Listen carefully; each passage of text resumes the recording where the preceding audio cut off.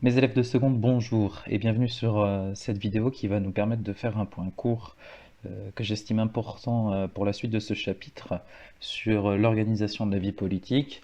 Nous sommes dans la première partie, dans la deuxième sous-partie de cette première partie, grand B, les grandes institutions de la Ve République.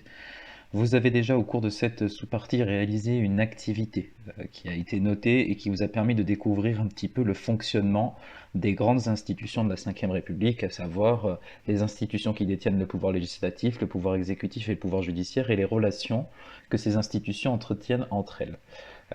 Vous aurez une correction de cette activité un peu plus détaillée, mais aujourd'hui il va être question d'un point court sur finalement un petit peu l'histoire de l'institution, de la création, de la promulgation de cette Ve République et des grandes évolutions qu'elle a connues jusqu'à aujourd'hui. Donc voilà l'objectif de cette vidéo.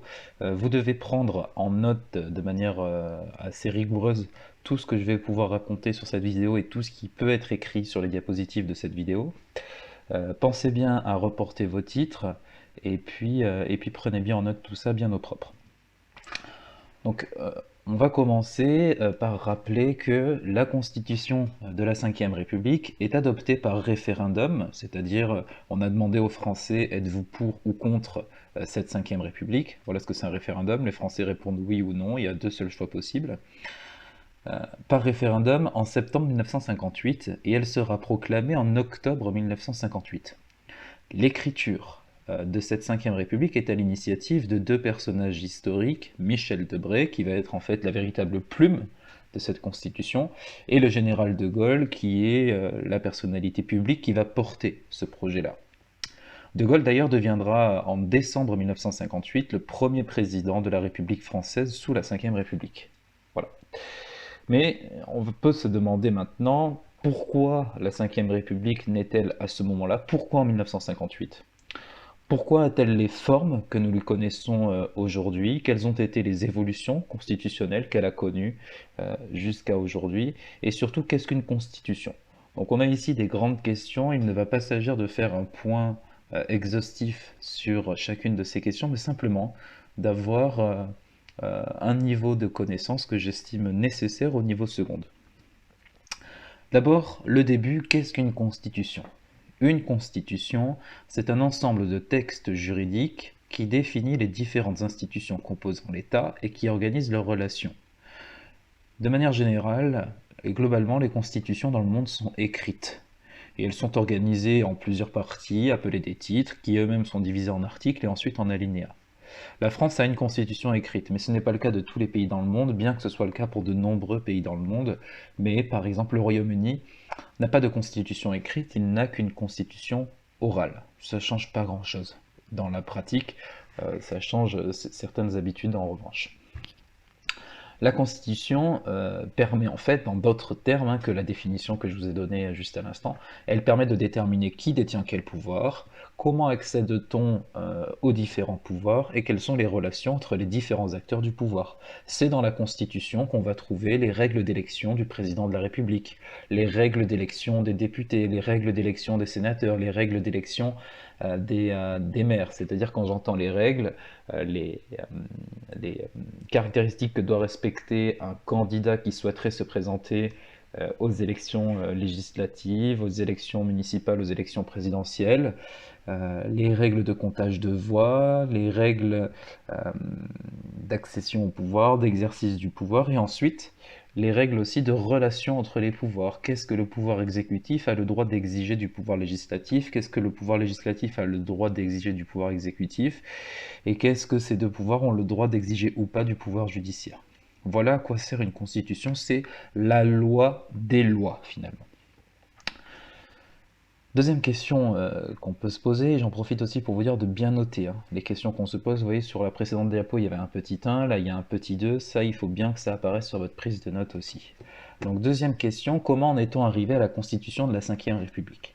Alors il va falloir opérer ici plusieurs sauts dans le temps, et je m'en excuse déjà, ça va être un petit peu long. Le premier saut nous fait remonter à 1946. On est au lendemain de la Deuxième Guerre mondiale, et à ce moment-là, on a deux projets de constitution qui s'opposent. L'un d'entre eux est déjà porté par le général de Gaulle, mais en 1946, le général de Gaulle échoue à faire adopter son projet. Et c'est l'autre projet, le projet concurrent, qui voit le jour et la 4ème République était née. Donc 1946, c'est l'institution, la proclamation de la 4ème République. Il s'agissait alors d'une République qui est dite parlementaire, où le pouvoir législatif et l'Assemblée nationale, qui s'appelait la Chambre des députés, disposaient de la plus grande partie du pouvoir politique. D'accord? Donc c'est-à-dire qu'entre le pouvoir législatif, exécutif et judiciaire, c'est le pouvoir législatif qui était finalement le plus important. La 4ème République était marquée par un président de la République au faible pouvoir et par une forte instabilité politique.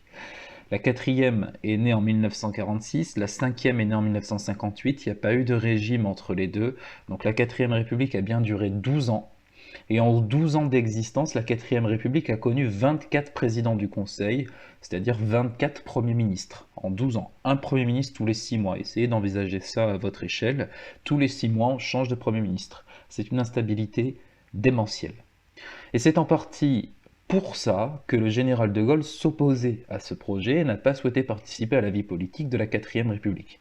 Parce qu'il voyait déjà dans cette 4ème République tous les attributs d'un régime instable et tous les attributs d'un régime qui ne conférait pas au président de la République suffisamment de pouvoir tel que lui le considérait. De Gaulle imaginait en fait une république avec un pouvoir exécutif fort.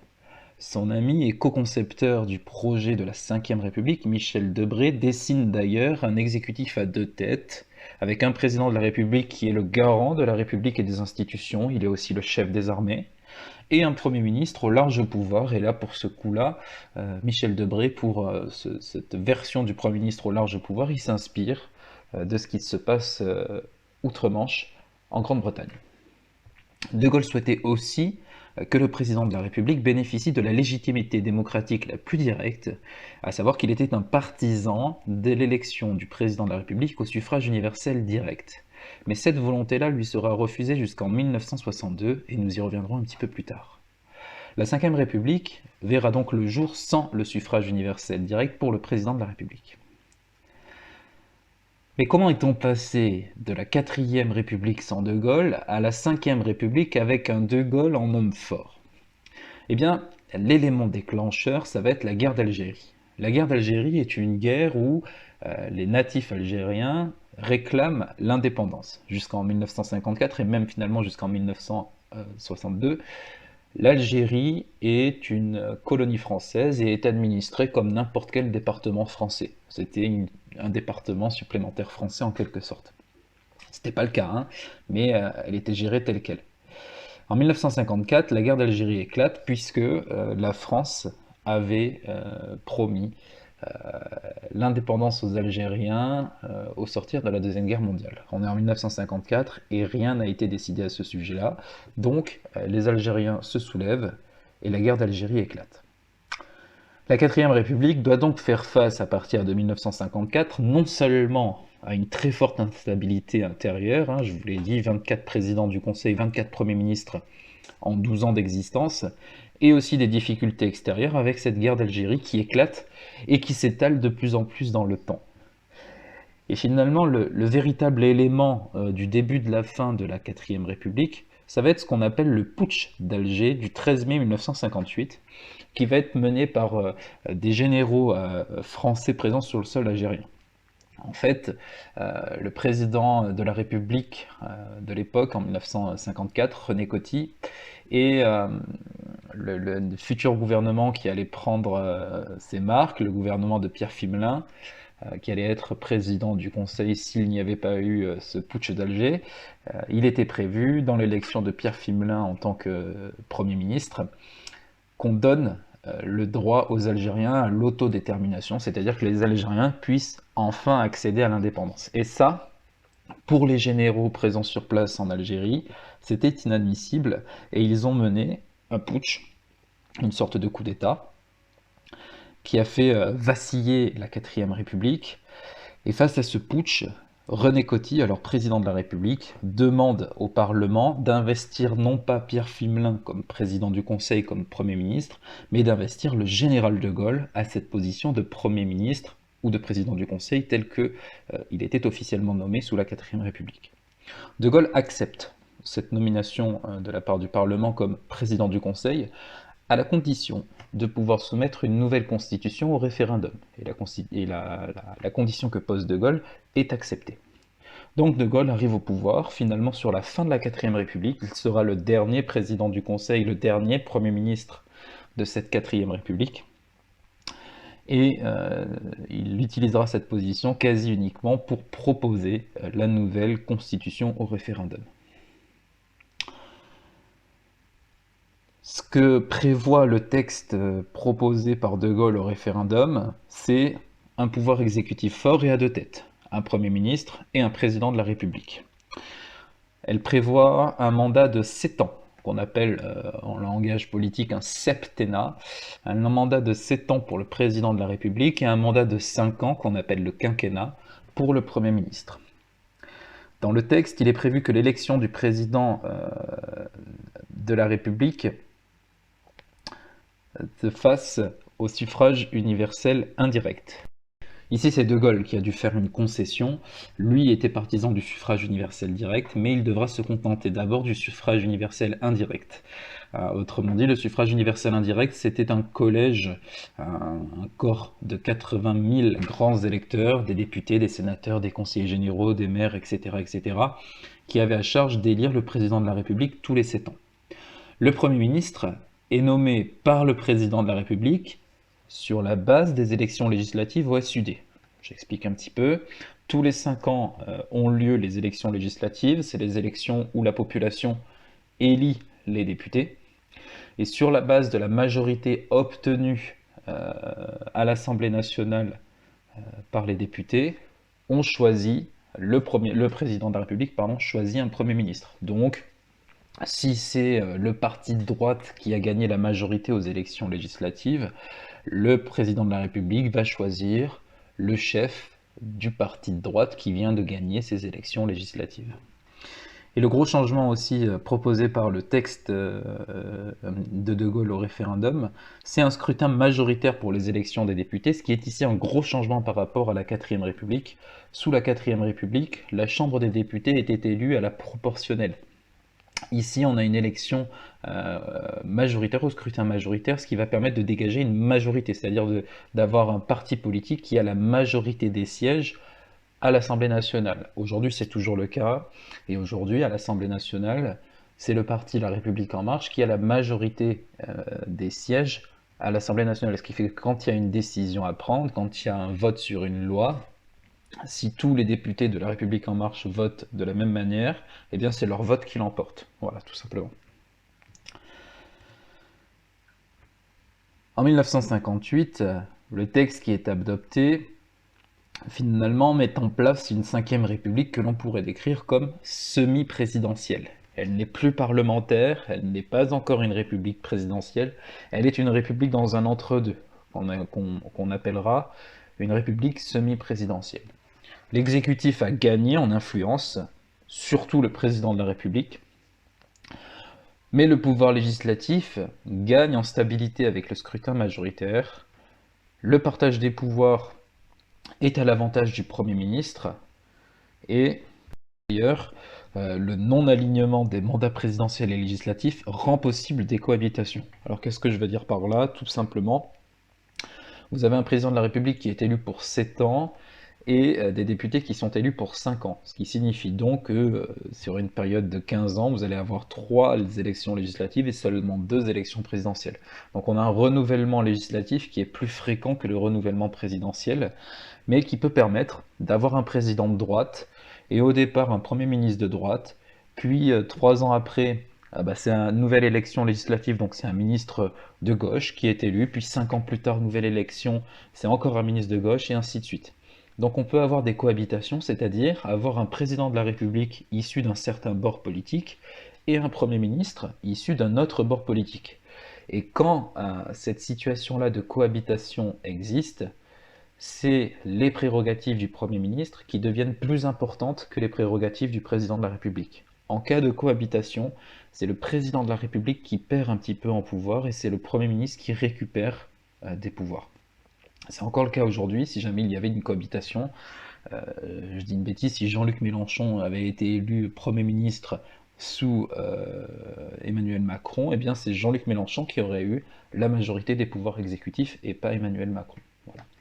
Donc voilà pourquoi on peut dire que c'est ce que propose De Gaulle en 1958 au référendum et ce qui est adopté en 1958 est une république plutôt semi-présidentielle. Mais le texte qui est adopté en 1958 ne colle pas à 100% des désirs de Gaulle. Je vous l'ai dit tout à l'heure, De Gaulle veut un suffrage universel direct pour le président. Et ça lui est refusé au départ. Pourquoi ça lui est refusé? Eh bien ici, il va falloir opérer un deuxième saut en arrière, et celui-ci beaucoup plus long, beaucoup plus grand. Il va falloir sauter jusqu'en 1848. En 1848, c'est la Deuxième République qui est proclamée à cette date-là. Et pour la première fois de l'histoire de France, un président de la République va être élu au suffrage universel direct. Précisons d'ailleurs qu'à cette époque, l'universalité ne concerne malheureusement pas encore les femmes. Les femmes auront le droit de vote seulement en 1944. C'est Louis-Napoléon Bonaparte, le petit-neveu de Napoléon Bonaparte, qui a été élu en 1848 président de la République. Cette Deuxième République prévoyait dans sa constitution un mandat présidentiel seulement de 4 ans. Et donc en 1852 devait avoir lieu une nouvelle élection présidentielle. Mais une élection, peu importe qui l'on est, il y a toujours un risque de perdre l'élection. Et Louis-Napoléon décide de ne pas prendre le risque de perdre l'élection, de ne pas prendre le risque de perdre le pouvoir, et décide donc de faire un coup d'État et de confisquer tout le pouvoir et de promulguer le Second Empire. Napoléon se fait nommer empereur. Et à cause de cette mésaventure, les républicains, je désigne ici toutes les personnes qui sont en faveur d'un système républicain et non pas d'un système monarchique par exemple, les républicains français vont toujours être méfiants vis-à-vis du suffrage universel direct pour le président. Et cette république semi-présidentielle qui ne colle pas tout à fait à ce que De Gaulle envisageait, va peu à peu basculer vers une république présidentielle. Autrement dit, l'exécutif et surtout le président de la République vont prendre de plus en plus de pouvoir.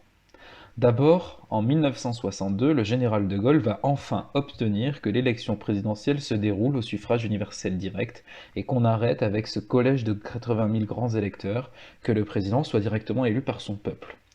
Alors pourquoi 1962? Comment il arrive à obtenir ça?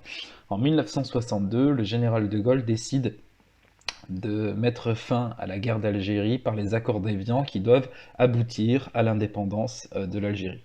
Sauf que cette décision de laisser l'indépendance à l'Algérie ne fait pas l'unanimité et des personnes décident d'attenter à la vie du président de Gaulle et mènent l'attentat qui porte le nom de l'attentat du Petit Clamart, tout simplement parce qu'il a eu lieu au Petit Clamart, en banlieue parisienne. La voiture du général de Gaulle a été visée par des tirs d'armes à feu, et le général de Gaulle, rassurez-vous, n'a rien eu, désolé pour la liaison, la mauvaise liaison. Le président de la République, général de Gaulle, n'a rien eu à la suite de cet attentat, mais il s'est servi, entre guillemets, il s'est servi de cette mésaventure pour dire, voilà, si on tente d'atteindre à ma vie, c'est que je ne suis pas légitime aux yeux de tous, et pour avoir cette légitimité plus forte, il faut que je sois élu au suffrage universel direct. Et ça, il va l'obtenir, on va lui concéder. Donc en 1962 a lieu ce qu'on appelle une révision constitutionnelle, ça c'est lorsque la Constitution est modifiée. Donc en 1962, révision constitutionnelle qui modifie la règle d'élection du président de la République, et à partir de cette date-là, il sera élu au suffrage universel direct. La première élection du président de la République au suffrage universel direct n'aura lieu que 3 ans plus tard, puisque le général de Gaulle était déjà élu pour 7 ans en 1958, donc l'élection suivante n'a eu lieu qu'en 1965, et donc 1965, c'est la première fois que sous la Ve République, première fois sous la Ve République, qu'un président sera élu au suffrage universel direct, et c'est De Gaulle qui va succéder à De Gaulle. Le général se succède à lui-même, gagne une deuxième élection, mais cette fois-ci, il la gagne au suffrage universel direct. Ensuite, en 2000, Jacques Chirac va obtenir, il est alors le président élu, et il va obtenir la réduction du mandat présidentiel à 5 ans. Ce qui va provoquer une chose non négligeable, que je vais développer un petit peu après, c'est qu'à partir de ce moment-là, l'élection présidentielle et l'élection législative ont lieu en même temps. Un an plus tard, ce même Jacques Chirac va obtenir une inversion du calendrier. Au départ, il était prévu que l'élection législative soit la première élection et qu'ensuite, quelques mois plus tard, ait lieu l'élection présidentielle. Jacques Chirac obtiendra l'inversion de ce calendrier. D'abord, on procédera à l'élection présidentielle et ensuite on procédera à l'élection législative. Et là, vous pourriez être tenté de me dire pourquoi toutes ces évolutions rendent la Ve République plus favorable au président. D'abord parce que grâce au suffrage universel direct, le président de la République dispose désormais de la légitimité du représentant direct du peuple. Il n'est plus élu au suffrage universel indirect, il est élu au suffrage universel direct, et à ce titre, il dispose d'une légitimité plus forte. Ensuite, et surtout, la réduction du mandat à 5 ans, qui fait coïncider la même année les deux élections majeures du pays, et l'inversion du calendrier, d'abord la présidentielle et ensuite la législative, permettent, dans la pratique, d'avoir une parfaite concordance entre la couleur politique du président et celle de la majorité à l'Assemblée nationale. Or, c'est bien sur les bases de la couleur politique de la majorité à l'Assemblée nationale que sera nommé le Premier ministre. En fait, ce qu'on constate depuis 2002, qui est la première élection présidentielle pour un mandat de 5 ans, avec d'abord l'élection du président et ensuite l'élection des députés, depuis 2002, on n'a plus jamais eu de cohabitation. Depuis 2002, on a un président de droite ou de gauche qui est élu, et l'élection législative qui suit conduit toujours à une majorité des députés issus du même parti politique que du président récemment élu. Lorsque Jacques Chirac est élu en 2002, les élections législatives de 2002 donnent une Assemblée nationale composée majoritairement de députés issus du même parti politique que Jacques Chirac, qui était le RPR, devenu UMP, est devenu aujourd'hui les Républicains. C'est le parti notamment de Nicolas Sarkozy actuellement. Ensuite, après Jacques Chirac, donc Nicolas Sarkozy en 2007, pareil, il est élu en mai 2007, et en juin 2007, la majorité de l'Assemblée nationale est composée de députés de l'UMP. En 2012, François Hollande, socialiste, Parti socialiste, est élu président de la République. Juin 2012, la majorité des députés à l'Assemblée nationale élus sont des députés socialistes. Et en 2017, Emmanuel Macron, La République En Marche, élu président de la République. En juin 2017, la majorité des députés élus à l'Assemblée nationale sont issus du parti La République En Marche. Donc on a un parfait alignement entre le pouvoir exécutif et le pouvoir législatif. Ils sont de la même couleur. Ce qui signifie quoi? Ce qui signifie que dans la pratique, le président peut faire quasiment ce qu'il veut. Toute loi qu'il décide de proposer à l'Assemblée nationale, il est presque sûr de pouvoir la faire passer, puisqu'il va la présenter à une assemblée qui va devoir voter à la majorité, et une assemblée qui est majoritairement composée de députés qui sont issus du même bord politique que lui. Donc il va proposer en quelque sorte une décision à des gens qui pensent comme lui. Donc, certains qui critiquent férocement ce calendrier électoral-là considèrent que l'Assemblée nationale n'est devenue qu'une chambre d'enregistrement des décisions présidentielles. Elle ne sert plus à grand-chose, si ce n'est valider les décisions prises par le président de la République. Cette critique, on l'entend beaucoup en ce moment, notamment lorsque le président Emmanuel Macron présente les conditions d'évolution du protocole sanitaire au niveau national. Confinement, couvre-feu, fermeture de tel et tel commerce. Il parle à la télé et ensuite le plan est proposé à l'Assemblée nationale qui doit voter. Eh bien, vous avez beaucoup de députés, alors les députés qui ne sont pas de la majorité présidentielle, bien entendu, vous avez beaucoup de députés qui regrettent ça, qui regrettent que le président annonce avant de faire voter. Et ils le regrettent et finalement, ils disent même que c'est la preuve que le président de la République, pour diriger le pays, n'a plus besoin de l'Assemblée nationale puisqu'elle est acquise à sa cause. Il peut faire presque ce qu'il veut. Il peut annoncer des choses avant même qu'elles soient votées et proclamées par l'Assemblée nationale, qui normalement est l'institution qui édicte les lois. Donc il peut annoncer une loi, annoncer un règlement, annoncer un couvre-feu, avant même que ce couvre-feu n'ait été voté à l'Assemblée nationale, parce qu'il est sûr d'obtenir le vote par l'Assemblée nationale, parce que la majorité de cette Assemblée nationale est du même bord politique que lui. Et ça, c'est un véritable problème Je vous ai dit en début d'année que je prendrais assez peu position. Alors je ne prends pas position face à vous en tout cas sur le, le confinement, le couvre-feu et tout ça, tout ça.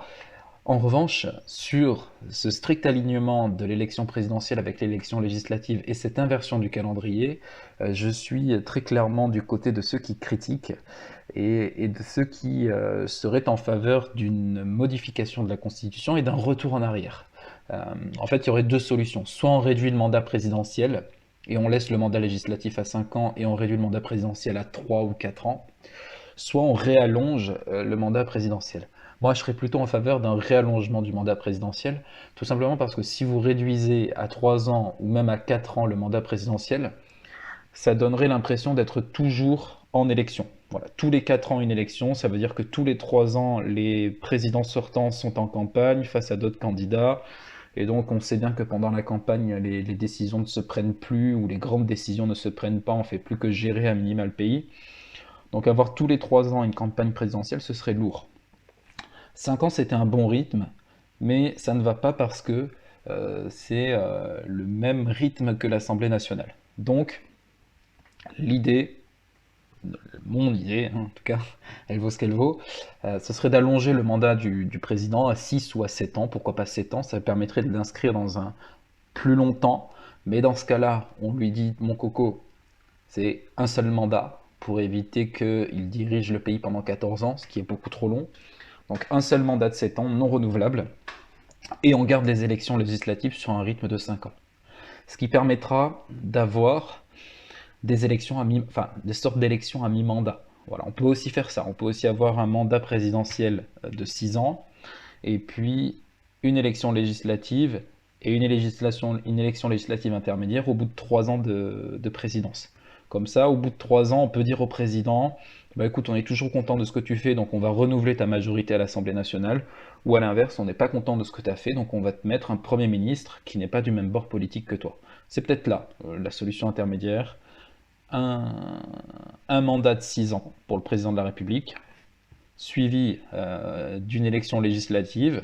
Il obtient sa majorité à l'Assemblée nationale. Pendant 3 ans, il fait un petit peu ce qu'il veut, il met en place les lois qu'il pense être bonnes pour le pays. Et au bout de 3 ans, une autre élection législative pour renouveler ou pas la confiance qu'on a envers le président de la République. Voilà, alors ça c'est qu'une proposition. Pourquoi je vous parle de ça? Tout simplement parce que je pense que euh, c'est un sujet qui sera d'actualité très prochainement, que de réfléchir à l'organisation de la vie politique en France, et que vous allez être la génération qui va être concernée par ce choix-là, et qu'il vous faut donc commencer à éveiller votre curiosité. Et puis c'est pas parce que je vous ai donné mon avis que vous devez adopter mon avis, mais en tout cas il doit vous permettre de vous faire réfléchir. Est-ce que vous voulez conserver ce 55 ans? Est-ce que vous voulez réduire le mandat présidentiel? Est-ce que vous voulez l'allonger? Est-ce que vous voulez mettre des élections législatives à mi-mandat? Est-ce que... Voilà, ça c'est des questions auxquelles on va devoir répondre prochainement et auxquelles vous devez déjà vous préparer. Donc pour mon petit point historique, c'est terminé. C'est bien si vous pouvez intégrer dans ce point d'histoire de la Ve République les différents présidents qu'il y a eu. Donc d'abord le général de Gaulle entre 1958 et 1969. Puis entre 69 et 74, c'est le président Georges Pompidou. Entre 74 et 1981, c'est Valéry Giscard d'Estaing. Entre 81 et 1995, c'est François Mitterrand. Entre 1995 et 2007, c'est Jacques Chirac. Entre 2007 et 2012, Nicolas Sarkozy. Entre 2012 et 2017, François Hollande. Et entre 2017 et 2022, Emmanuel Macron. Voilà.